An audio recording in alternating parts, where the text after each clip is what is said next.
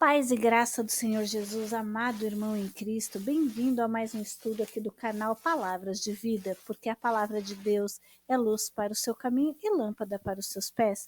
Hoje, queridos, nós vamos estudar na palavra de Deus com mais uma pergunta: o que acontece depois da morte? O que a palavra de Deus nos diz para mim e para você? Para onde você vai quando você morrer?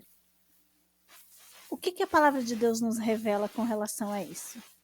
Mas antes de começar o estudo, você já sabe, se inscreve no canal, deixa o seu joinha, compartilha a palavra de Deus, deixa comentários, fica até o final desse estudo, que vai ser bênção para a tua vida, amém?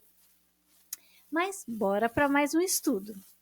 Dentro da fé cristã, querido, há uma quantidade significativa de confusão sobre o que acontece após a morte. Alguns sustentam que após a morte todos dormem até o julgamento final, após o qual todo mundo vai ser enviado para o céu ou para o inferno. Outros ainda acreditam que no momento da morte as pessoas são imediatamente julgadas e enviadas para os seus destinos eternos. Outros ainda afirmam que quando as pessoas morrem, suas almas, ou seja, seu espírito, são enviados para o paraíso ou para o inferno, temporários, para aguardar a ressurreição final, o julgamento final e, em seguida, a conclusão do seu destino eterno.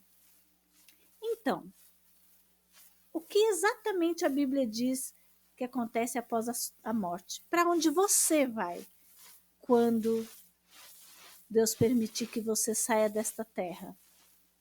Para onde você vai? Em primeiro lugar, para o crente em Cristo, a Bíblia nos diz que após a morte, o espírito dos crentes, dos cristãos, de todo aquele que crê em Jesus, não importa a denominação, todos aqueles que não só caminham com o Senhor de ouvir falar, mas ele caminha com Deus, ele tem um caminhar, ele vive o evangelho, né? Porque não só de ouvir falar, mas de caminhar com Cristo, para onde eles vão? Quando o crente, o cristão morre, ele é levado para o céu, o que a Bíblia diz, né? Ele é levado para o céu, porque os seus pecados foram perdoados e ele recebeu Jesus como seu Senhor e Salvador, ou seja, como seu Salvador. Ou seja, que o sacrifício do Senhor Jesus pagou a dívida que ele tinha com Deus, do pecado, da rebeldia, de tudo aquilo que aconteceu lá no Éden, que foi rebeldia, que foi inveja, que foi lascívia, tudo que não presta que aconteceu no Éden, que manchou, que nos tirou da família de Deus, Jesus devolveu para Deus, se tornando maldito no nosso lugar e pagando a dívida. Então, quando você aceita Jesus como seu Salvador, é porque você compreendeu que você era um desgraçado, ou seja, que você não tinha a graça de Deus, que você estava morto, que você estava perdido, mas o sangue de Jesus, o sacrifício, tudo que Jesus fez na cruz, pagou inteiramente a dívida que ele tinha, que você tinha com Deus, porque o Senhor Jesus não tinha pecado. Ele se fez pecado por você para que você tivesse vida eterna, ok?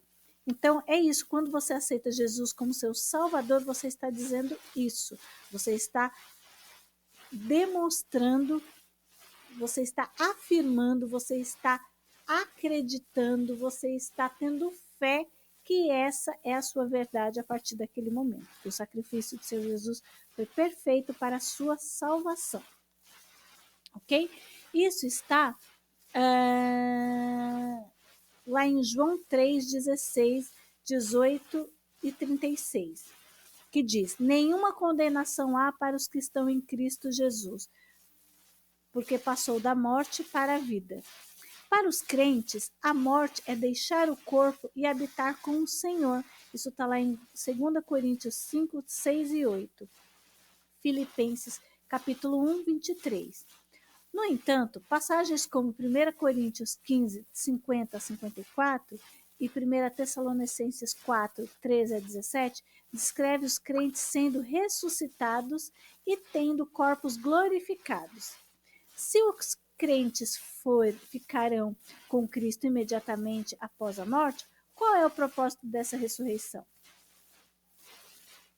Se os crentes ficarão com o Senhor, qual é o propósito, querido irmão?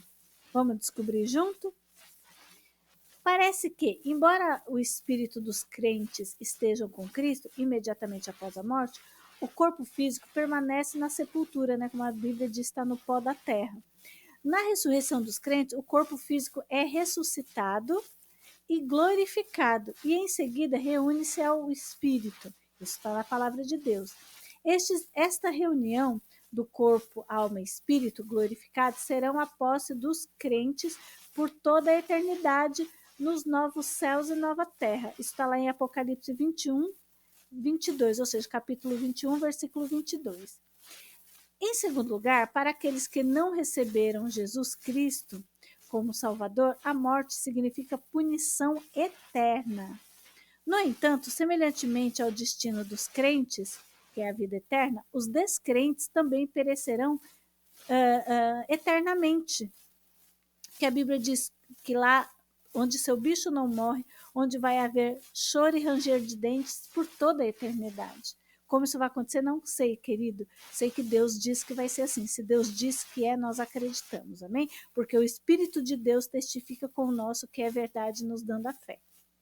Ok? Isso está lá em Lucas 16, 22 e 23. Onde descreve onde o homem rico que está sendo atormentado imediatamente após a sua morte. Lá em Apocalipse 20, versículos de 11 a 15, descreve todos os descrentes mortos ressuscitados, sendo julgados no grande trono branco, e em seguida sendo lançado no lago de fogo. Porque o trono branco não é para os crentes, o grande trono branco que fala lá em Apocalipse, né? O grande trono branco só é para lavrar a sentença, para a pessoa saber o porquê que ela está indo, porque Deus é justo. Então, quem fazer parte do grande trono branco, dali não sai salvo. Ali é só para lavrar a sentença de punição eterna. Os incrédulos, então, não são enviados para o inferno, lago de fogo, imediatamente após a morte, mas a um reino temporário de julgamento e condenação. No entanto, embora os incrédulos não sejam imediatamente enviados ao lago de fogo, o seu destino imediato após a morte não é agradável, querido. O homem rico, que está descrito lá em Lucas 16, 24, ele gritou, ele estava atormentado, estou atormentado nessa chama. O que isso significa? A gente não sabe, mas ele estava atormentado, porque ele foi rebelde, ele não aceitou Jesus como seu Senhor e Salvador. E Deus, ele é amor, mas também ele é justiça. Portanto, após a morte, uma pessoa reside em um paraíso ou no inferno temporário, que é o que a Bíblia diz. Após este reino temporário, esse lugar, né, que é o seio que a Bíblia descreve como seio de Abraão, para os salvos, e o Sheol, né, ou o inferno, para o incrédulo, né? Neste local, não será o destino eterno ainda. Será um lugar temporário até a ressurreição do corpo físico.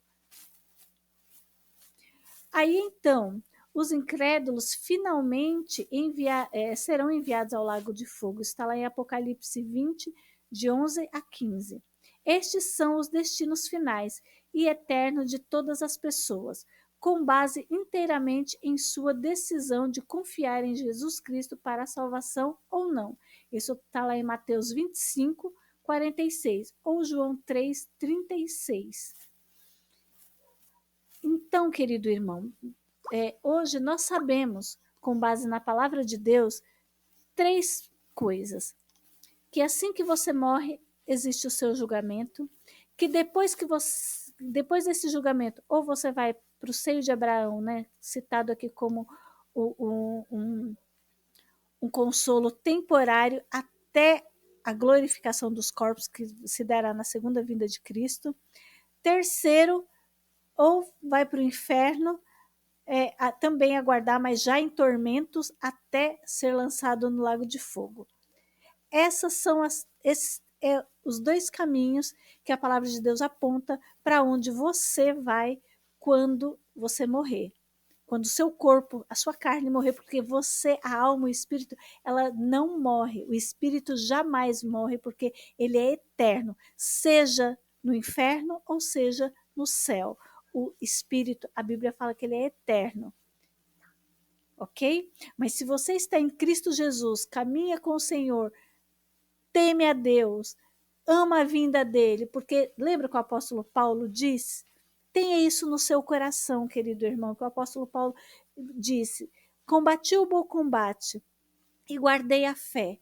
Desde já a coroa da justiça me está guardado, não só a mim, mas todos aqueles que amam a sua vinda. Se você ama a vinda do Senhor Jesus, você tem certeza que a coroa da justiça já está guardada para você.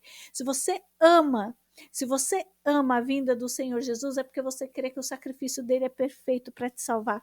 Se você ama a vinda do Senhor Jesus, você corre do pecado, você não corre para cima dele, você foge dele. E o que é fugir do pecado? Quem roubava não rouba mais, quem mentia não minta mais, quem sentia inveja não sinta mais, quem não buscava a Deus, busca a Deus, quem não louvava a Deus, louva a Deus, quem tinha inveja não sinta mais, quem adulterava não adultere mais, quem não amava a Deus, que ame a esse Deus acima de todas as coisas, querido irmão, porque a coroa da justiça te aguarda, porque o apóstolo Paulo diz, não só a mim, mas todos aqueles que amam a sua vinda. Se você ama a vinda do Senhor, a coroa da justiça te está guardada e o lago de fogo não vai te pertencer. O lago de fogo não tem poder sobre a sua vida, porque o Senhor é Deus, porque o Senhor é maior do que todas e qualquer situação desta terra. Amém?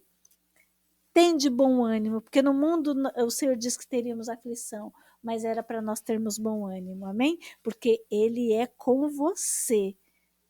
Amém? Que o Senhor Jesus te abençoe, que essa palavra te fortaleça e te dê luz, que essa palavra inunde o seu coração de alegria e esperança na certeza de que o Senhor é o seu pastor e que nada te faltará. Que você tenha certeza que o Espírito Santo te dá discernimento, que o Deus Pai, Deus Filho, Deus Espírito Santo, seu Deus é contigo. E que você viva nesta terra para a honra e glória do Deus Altíssimo. Em nome de Jesus, eu peço e já agradeço ao Senhor pela tua vida e por você ter ficado comigo nesse estudo até o final, até o finalzinho desse vídeo. Deus te abençoe, fica na paz e te amo em Jesus.